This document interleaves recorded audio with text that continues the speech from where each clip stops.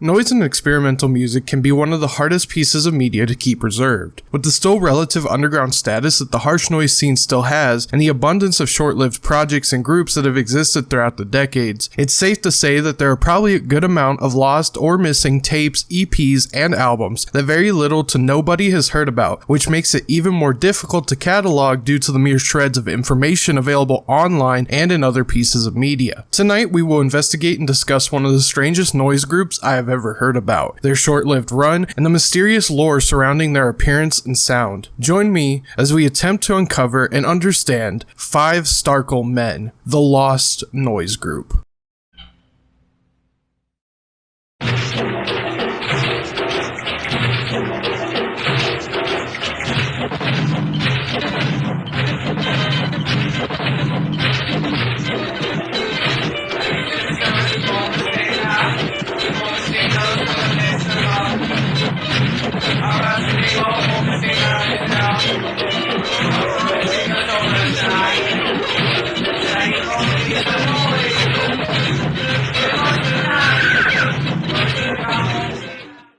Similar to their music, information about those who are a part of 5 Starkle Men can be quite difficult to come by. The group did have a Wikipedia page at one point in time that has since been deleted due to site admins deeming the group as not notable enough to be on the site. There have also been a few articles and blog posts throughout the internet regarding or covering 5 Starkle Men that have also been strangely deleted, leading to this eerie, almost disturbing vibe in the air as I began my investigation, almost as if I was seeking forbidden knowledge that I was not supposed to find or know about at all. What we do know about the group based on other investigators' accounts is that 5 Starkle Men were an experimental noise and electronic music group that had begun operations sometime in the early 1990s in the rural charter city of Lancaster, California, an Air Force town in which many of its inhabitants were military personnel who supposedly worked on secret projects, and the town just overall had a strange vibe about it. The group consisted of mainly 2 members, Luke McGowan and Glenn Hobbs, who were allegedly teenagers at the time of 5 Starkle Men's inception. The music of 5 Starkle Men is stranger than most noise tapes I've heard. It's a weird, dimension-bending experience of several different sounds, textures, themes, and feelings. The group would sing in their own alien language at times, make pop culture references, create manuals, cassettes, records, artifacts, and even mystery mail items that were sent out to their fans and devotees. Yet this has all seemingly vanished into thin air without a trace. Most of 5 Starkle Men's sounds contained in their music consisted of heavily distorted sample edits of ramblings, alien abduction accounts, and more. Textures consisted of several technological and electronic gadgets and even circuit-bent toys. According to sources, the 2 artists created these sounds and songs all while under the influence of dextromethorphan, more commonly known as DXM, a cough suppressant found in many over-the-counter medicines including Robitussin, Tylenol, NyQuil, Dayquil, and more. Listening to the few pieces of music that is publicly available by the group, it is easy to see how much of an influence all of these had on their sound. 5 Starkle Men is weird,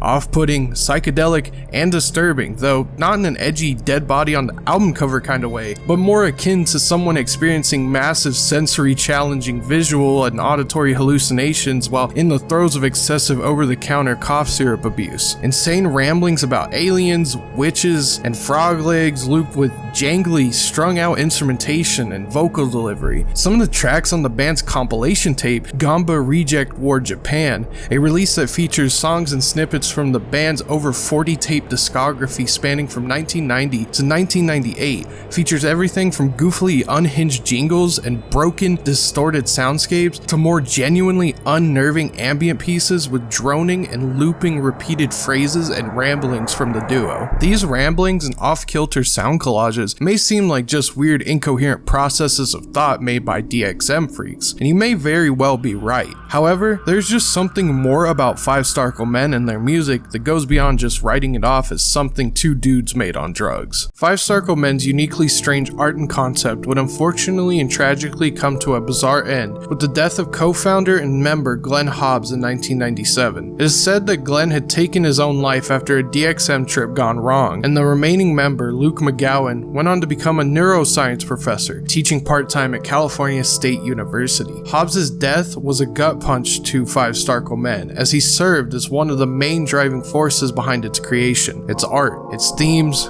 concepts, and inspiration. However, despite the wonderful weirdness that is 5 Starkle Men, addiction is addiction, and DXM abuse can be dangerous after long periods of excessive use, leading to long-lasting effects on the mentality and physicality of a human. It's very sad to see that Hobbs succumbed to his addictions and let it overtake him, and even sadder that the work and effort he put into 5 Starkle Men has yet to be shown the praise that it deserves. The last song on Gamba Reject Ward Japan was supposedly the last song they recorded before Hobbs' death, an upsetting detail considering Hobbs screams the phrase, "You will release me," over and over throughout the track. In the years that have passed since Hobbs' death and McGowan's move into education, 5 Starkle Men's status became more buried and obscured as time moved on, starting to sound more like an urban legend than an actual music group. Many believed that 5 Starkle Men, Glenn Hobbs, Luke McGowan, and the music they made were just conjured up to sort of fuck with people, and for a while, that started to become more of a reality. For the longest time, we didn't know who these people were, their stories, or what they had created. We had just heard tales of an alien-worshipping noise cult who did drugs and created their own language and beliefs. These claims were backed up by the fact that most of 5 Starkle Men's discography is lost. Only a couple of releases, snippets,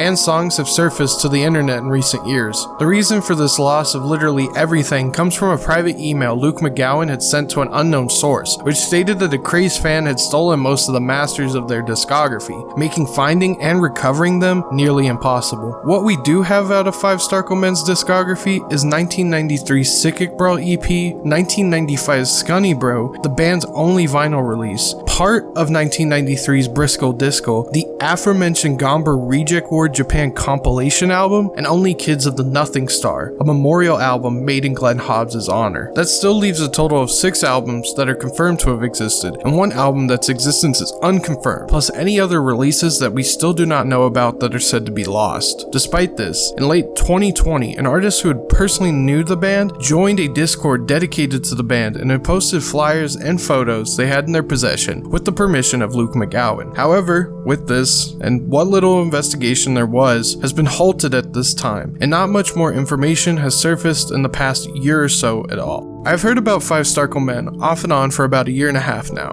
Their name has popped up several times while doing research for other video topics, in music-related forums I read, and even amongst viewers of the channel. Going in, I did not really expect to be taken on a journey like this, despite it unfortunately being so short. I may have missed a lot, there may be information that's still out there that I've not seen yet, or that information simply does not publicly exist anymore. The ultimate goal of this piece was to showcase and put more eyes on an extremely creative, albeit mysterious noise project. If you have any information or leads on the recovery and findings of anything else related to 5 Starkle Men, let me know in the comments section below. 5 Starkle Men is not just an experimental music group. It's an experience, an art piece, a bizarre journey into aliens, cults, conspiracies, and over-the-counter drug abuse. It is the thoughts, concepts, ideas, and sounds created by 2 people's monumental creativity, and is something that's still not really seen anywhere else. I hope that one day, in a perfect world, we will get to experience the full scope of what Luke McGowan and Glenn Hobbs had created. This has been Yoshimi, and have a good night.